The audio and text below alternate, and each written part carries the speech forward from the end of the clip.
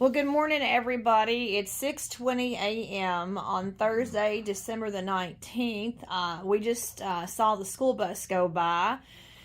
So, yeah, the school bus goes by even before daylight around here. Yeah, But, Stephen, do you realize that tomorrow will be 22 years tomorrow that we first met? yeah, We met on December the 20th, 2002. That's when we first met. yeah, So, I mean, we've known each other for 22 years. yeah. Oh, yeah. I remember that stuff all the time, sure. I met you 5 days before Christmas 22 years ago. Yeah, oh, yeah, I wouldn't remember that. Well, it's a memorable thing when you first meet the woman you're going to marry. But that was 22 years way ago. off of the subject here. All right. Well, I mean, every time I say the date, I think of something like that. But today is December the 19th, Thursday, December 19th at 6:20 a.m. All right, Stephen, what do you got for us? Anyway, so while Ruthie was asleep, I got up at like 3:38 this morning, and I went over. Ken gave me the notebook that he had since he got his truck. That truck that I bought from him, which is all tarped up with 8-foot tarps. And let me tell you something, that was quite a job putting 8-foot tarps over the top of that truck. And it will be a job taking them tarps off of it and then washing the mess off of that white paint from them black, dirty, filthy tarps. But besides that, I got it tarped up. I got 2 boards. I got a 1-inch Milwaukee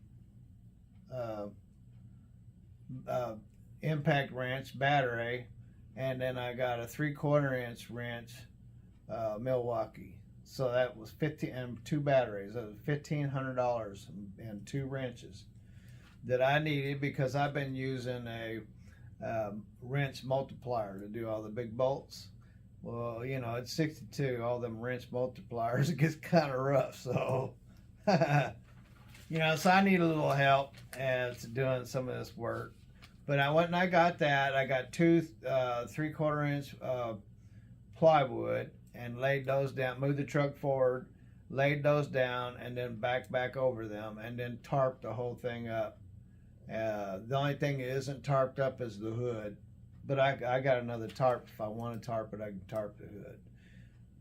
So the rest of the truck's tarp. So and then I have a torpedo heater where if it's too cold for me, I can shoot heat up under there and keep me warm. And I've done that before. I've changed transmission or clutches in the dead of winter in the snow by doing it that way. Yeah, because we don't have a garage big enough for you to Right. drive that into. Yeah, and I don't want to lay, and it's been raining and it's like crazy and everything is muddy, so I didn't want to lay in the mud. So that's why I have the board down. And so anyway, after I got all that done and I was all filthy and dirty, I figured, well, hey, let me go get the lights and go check out the drive line that TMI has said that was no good. And so now the guy over at TMI, the youngster that I talked to who did the inspection, said that the front yoke was loose. And then he said that the slip joint was bad. And then he said that something was bad with the yoke on the front of the front diff. And so he just writes, I don't know where that piece of paper is, but he writes driveline junk. He also said that the kingpins were bad. He also said the drag link was bad. And he also said that 2 wheel seals were leaking, both on the driver's side, and which there's no oil anywhere. He said he looked down in a hole and saw it. So I haven't got to that yet. But what I did do is I got up under there and I did an inspection of my own, and there is absolutely no movement on the yoke on the back of the transmission, nor has there been any.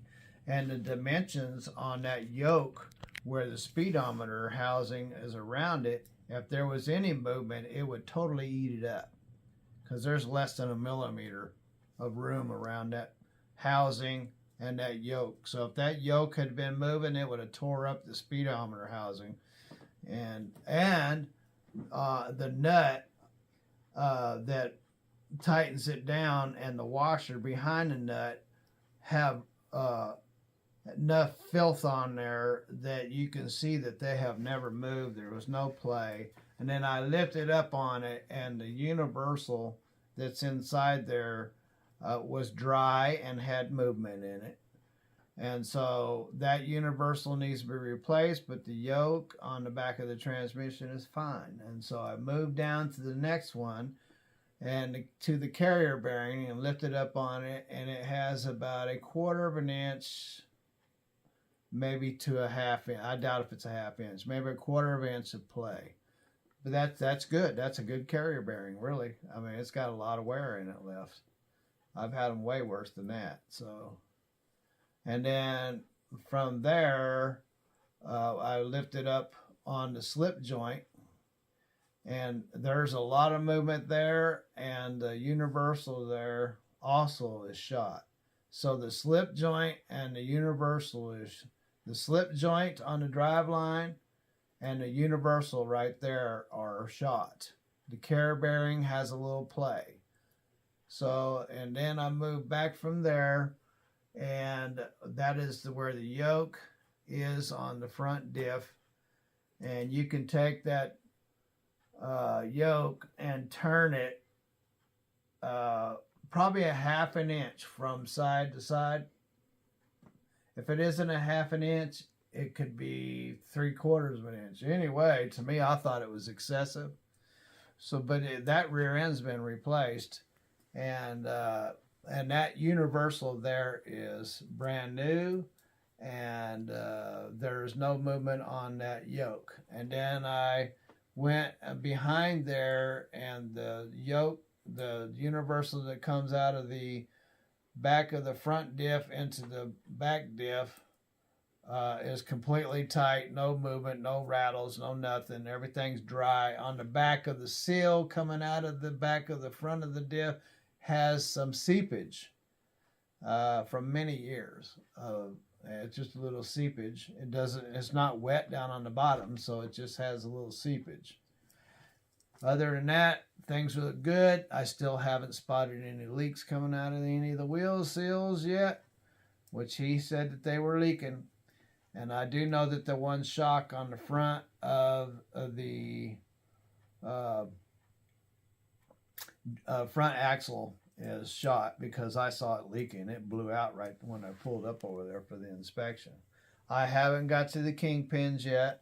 So this morning when I woke up at 3:38, I came in here and read this journal that it's very well detailed from the time that he bought it. When did he buy the truck? Hold on. Let me get to the front.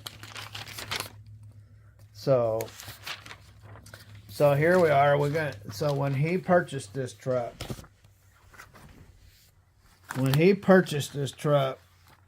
looks like I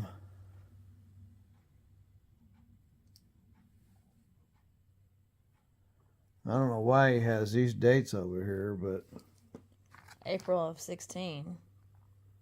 Yeah, I don't think those have anything to do with that because he started his journal over here. Oh. So, in 2020. It says 19. Or I can't read through the phone, please. Oh, look, December 30th. Today's December 19th, December 30th, 2019. Okay, go back over there. So he got a new clutch. So he started his journal, ladies and gentlemen, on this truck, and it's very detailed. For everything he did on it, he kept a journal on it. And so starting on 2019, December the 30th, it had a new clutch. And it goes on and on and on about all the things that he did. And he did a lot. He did a lot to it. That's interesting that it's December. He did a lot to it before he even put his first mileage written down. So if you look from here, December, to here, which is 6 months, this is the first time he noted any miles. So within the first These have no miles on them. So from the time he first started his journal until 6 months later, he got his first mileage written down. And then I kept track of the miles, and the total miles that he put on it, from what I gathered, he's put on 330,000 total miles on that truck from the time that he started his journal until I got it. When was the last entry on the journal? 8/30/24. So I keep getting off track. Going back to that differential, I said that it had been replaced. Well, when I first looked at the truck, I asked Ken. I said, I see that front diff's been replaced. He said, yeah. He said he believed that they should have replaced the axles. And that's about all he said. Show us in the notebook where it was replaced, the differentials. Right here, 8/24/22 R&R front difference, new from Freightliner, replaced at blah blah blah miles. So taking that and calculating his last entry, which was here, that differential has 215,000 miles, 215,000 with 209 miles. So it's just basically got over 200,000 miles on that diff. In my book, that would be a fairly new differential. Now, it is a reman from Weller, so it isn't new out of the box from the factory. It's a reman, so there's a little over 200,000 from reman. And so I can't see anything being wrong with a differential with only 200,000 miles on it. To me, I thought that the yoke moved back and forth a little bit more than it should. But what I'll do is I'll pull the plug and see if there's any metal on it. If there is, then I'll go ahead and drop the diff and take it over and get it looked at. But there shouldn't be any problems with that differential at only 200,000 miles. Now, this truck doesn't have the full gauge package, and it doesn't have any heat gauges on any of those rear ends or the transmission. All my trucks have had those gauges, and I don't like not having those gauges. Usually you can pay attention to everything when you're driving down the road, but not on this truck. So that differential has just a little over 200,000 miles on it. Can put a little 330,000 total miles on it from the time that he made his first journal on the mileage. And he bought a new speedometer, and it was zeroed out, and I calculated that all in there.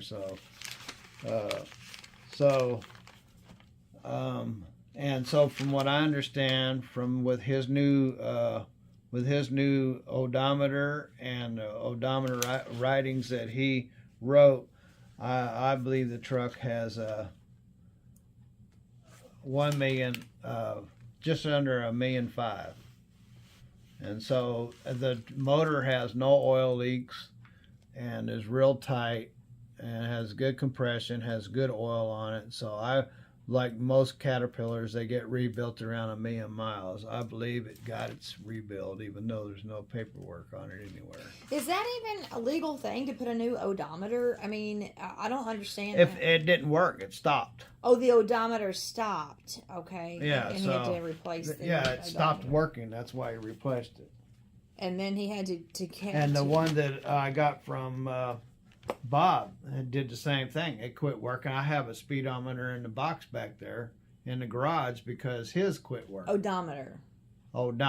So apparently it's a thing with those Freightliners. Those odometers go bad. So anyway, so I guess my point is, even though we got to go around the mountain 500 times before we get to the point. Wait a second. That what I discovered is the drive line, that the back of the transmission is fine. There is no damage to the transmission or the yoke. The only problems that I don't like how much the yoke moves back and forth on the front differential, but it only having 200,000 miles on it, it can't be out of spec already. And then when you lift up on it, there's a little bit of movement, but there is no leak on the seal. So if there was excessive movement, it would have a leak. So everything must be within spec back there. Now, but if you go back up to the joint where the slip joint goes in, that universal's bad. That carrier bearing has a little bit of play in it. So you take a bad universal, a bad slip joint, and a little bit of play in the carrier bearing. That's and the reason why I would say that I did notice that whenever I decelerated, that there was a rattle in the transmission. And so I was thinking that it was a transmission, but if you think about this, if you have that slip joint that isn't any good, and then you have a carrier bearing with a little bit of play, and you have a bad universal joint there, and then you have a bad universal joint on the back of the transmission, that would definitely give you that rattle that I was feeling whenever I decelerated. So that makes me feel better that I know where the problem is. As far as TMI saying that the whole driveline was junk, it's not junk. I went down to Riverside, and they build these things. They build drive lines and stuff, and they can take care of that drive line with no problem. The problem is they're going to be off for the holidays. They're going to be gone for the whole week next week, and then they'll be back for like 2 days, and then they'll be back off for between Christmas and New Year's. And so I knew that was going to be an issue. That's why I was telling Ace Doran, that it would probably be a month before I got all this stuff fixed, and due to being slow and me just being one person and working in this kind of weather and it being the holidays. So all right, well, 1 second, please. Okay, I have brought the paperwork that you were looking for earlier. So that wasn't magic, ladies and gentlemen. Ricky paused the video and went and got this. But yes, on his inspection, he just writes, every time I go to show you guys something, Ricky stick the camera in my face. I can't read I see the big word where he says junk. Yeah, he says drive shaft junk. So there's no explanation. He says 2 wheel seals are leaking. I still have not found a leak, and there's no leakage on the wheel or the brake pads. Driving for 600 miles. Plus, I put 600 miles on it, bringing it home. So that's 1,200 miles, and there's no oil leaks anywhere on anything. But he says these 2 wheel seals are bad, that he took a flashlight and looked down between the pad housing and the axle. So apparently he got an eyeball that he can pull out and look down in there. So anyway, so he looked down there with his Snell eyeball and saw that there was oil back there. So here's the word junk. Is that even professional, just to say junk? Apparently it is junk. I mean, it is junk right there in that one spot. But the way he described it to me, the way that youngster described it to me, that it was bad from the front to the back, but it does have a bad universal on the back of the transmission. I said that. It has a bad universal on the back of the transmission. The yoke is fine. But he described it to me that the yoke was bad. That's what made me go, I might have to get a transmission, because if that yoke's bad and it's riding around on the back of that transmission, it's going to damage stuff, right? And I don't believe that transmission's worth fixing and putting a new shaft on it. So I would just replace the tranny. So that's what he said. What I found out, there's nothing wrong. See, that's the thing with you. You don't hear me the first time, so now I have to go through it all over again. So let me go through it all over again. He said that that the yoke on the back of the transmission had slop in it.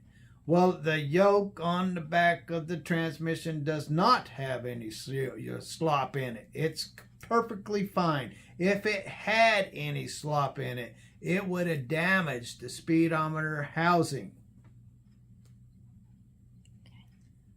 And if you look at the nut and the washer behind it, you can see that there's never been any movement back there. And if you lift up on it, there is no movement. But there is movement in the universal joint itself. So it needs to be replaced. Going back to the next one, that's where the carrier bearing is. And that's also where the slip joint is. And that's also where there's a universal joint. That particular area, the slip joint is bad, the universal is bad, and the carrier bearing has a little bit of play. So with those three things, along with that universal up behind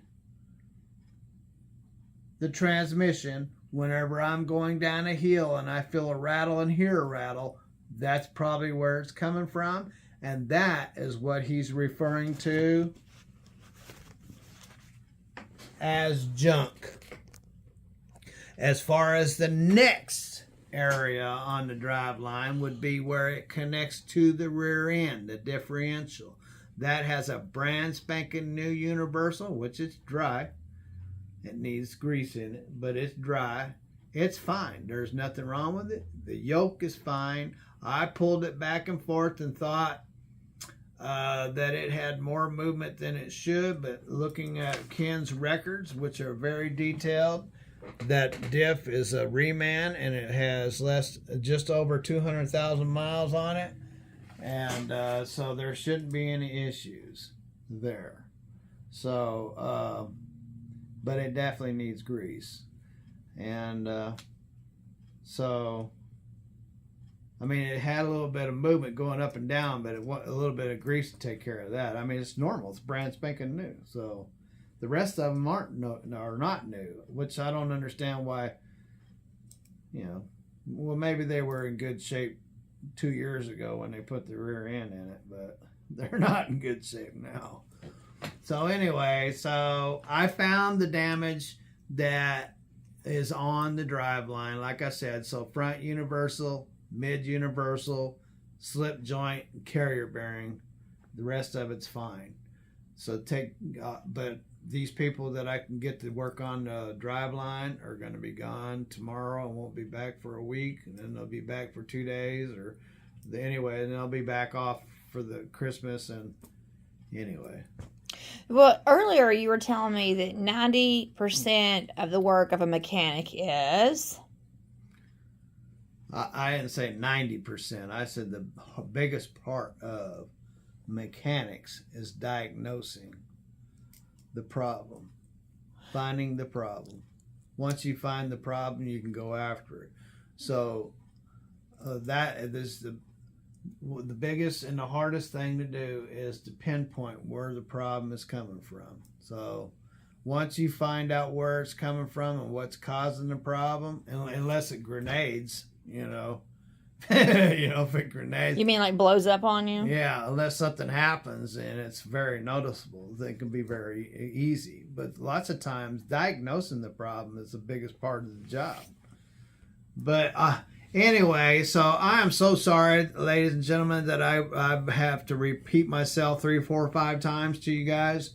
But that's the way I have to communicate to the people that don't know what I'm talking about. And so hopefully you understand what I was talking about. I'm sorry it took an hour to just describe 25 minutes. 25 minutes. I'm sorry it took an hour to describe 10 minutes worth of conversation. 25 minutes. Anyway, so anyway, thanks for the very detailed journal and logging information on the truck. Man, he's replaced all the injectors on top of that motor, and he's replaced a lot of stuff. He's totally redone the front end, And the funny thing is, he didn't do the kingpins, and the kingpins need to be done. And I didn't see a drag link in here, but that needs to be done too. So anyway, we'll get that done. We'll get these universals done.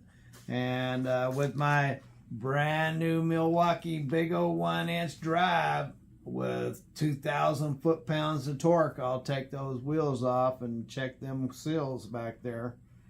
You know, so bought $1,500 worth of Milwaukee yesterday. So those are some expensive power tools. yeah. Well, and the number one reason why, ladies and gentlemen, I myself personally don't think that I'm all that old, but when I get out there and start moving stuff around, I just don't move stuff around like I used to, and so I thought it was probably time to get me some help, and the help comes in the Milwaukee power tools. So. Well, 62 is not really old, but when you're outside doing all of that, you're not 32 anymore. Well, cranking down 400 pounds or trying to get off freaking nuts off the back of a transmission, off of a yoke off of a transmission, or the yoke off of the differential, I just ain't got it. And I can tell you there's a lot of men in this world that ain't got it. Well, I mean, Stephen. It takes a lot to get that freaking thing off there. And I've watched videos. I've seen guys with big tire impacts and still couldn't get them freaking things off. And so, sometimes it takes a lot of heat, a lot of greasing, and so on and so on and so on. And sometimes it takes a lot to get one of those off of there. Certainly are not going to get it off with a little wrench. No, I guess not. So I'm glad that you're able to get those then. Well, hopefully the weather will cooperate. I know you have a tent built with the tarps, and I'll have to show you all that in another video. I was not here yesterday, and Stephen created a tent over his truck, which you will see in another video.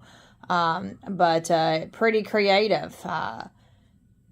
And that is to keep the weather out and to keep him warm. And I'm very impressed with his tent over the truck and those heavy tarps. And I guess that wore you out yesterday. Wouldn't you say? You said you went to bed with aches and pains. Did you wash my... Yes, I washed your jumpsuit. I had to. So, ladies and gentlemen, I ordered this... Now, mind you, all coveralls do this. You buy them, they'll shrink up. And especially if you have a wife that shrinks them up in the dryer, like my wife does. I can take and get double extra large, and by the time she's done with it 2 years later, AJ could probably wear it. So when I got these last coveralls, these Dickies, they're good coveralls.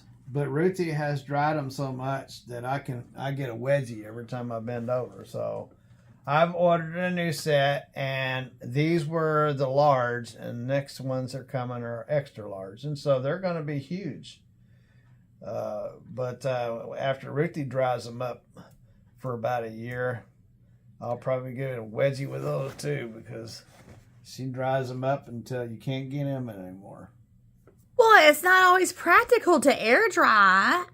That's not always practical. But anyway, so I have several pairs of coveralls, but these big insulated coveralls, they'll if you want to wear them for more than a year, getting washed in the dryer, you better get them a couple sizes larger than they.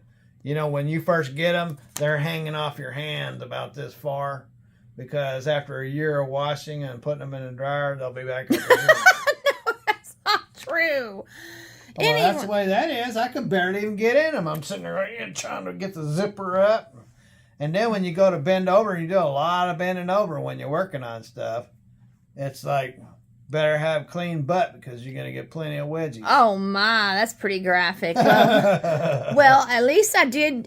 Your hat and your gloves, I did hang those up in the laundry room. I did not put your hat and gloves in the dryer. Well, what was with my beanie, but it kept falling off and falling off and falling off. I might have to find a tighter beanie that'll stay on my head while I'm under there.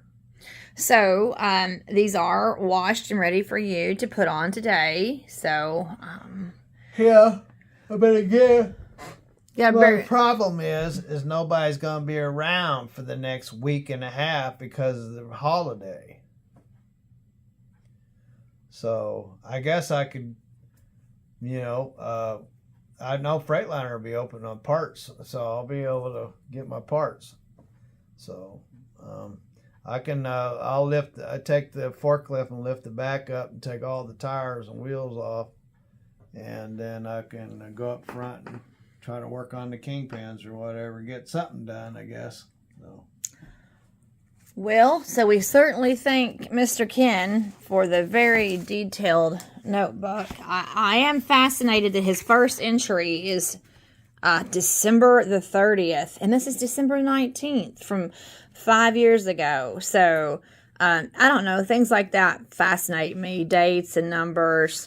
So, yeah, we are very, very thankful that he kept this notebook. And so you'll have to keep up with the tradition. You'll have to make sure that you add to this notebook, Stephen. So that you can have... I already have. Okay. You've already put your entries in? Yep.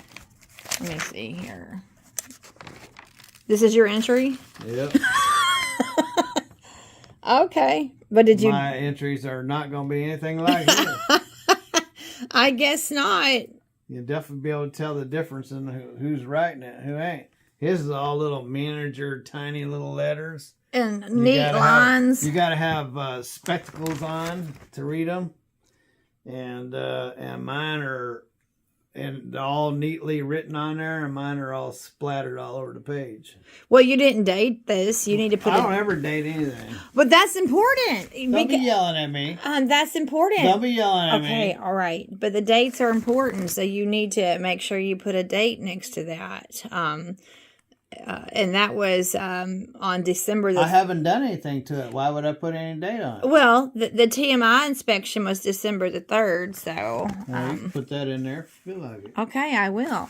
All right, Stephen. Well, thank you for sharing with everybody. I mean, we all know that you have mechanical... All right. Thank you for sharing with everybody. All right, Ruthie. Richie's always wanting to put that camera right up my face. And, if anytime, you know how it is when you put something real close, it makes the center really big. Well, she puts it right up my face, and I got this gigantic nose, these two little bee eyes. I'm like, why do you do that? That's really rude when you do that. I've kept a safe... I've kept a safe distance. I have not been putting it in your face, Stephen. Yeah, you have. No, you haven't. I haven't. Anyway, let's wrap this up. So thank you for very much. I think people, although there was a comment that somebody said that they put a little laughy emoji that you had never done anything like this before. So I wish.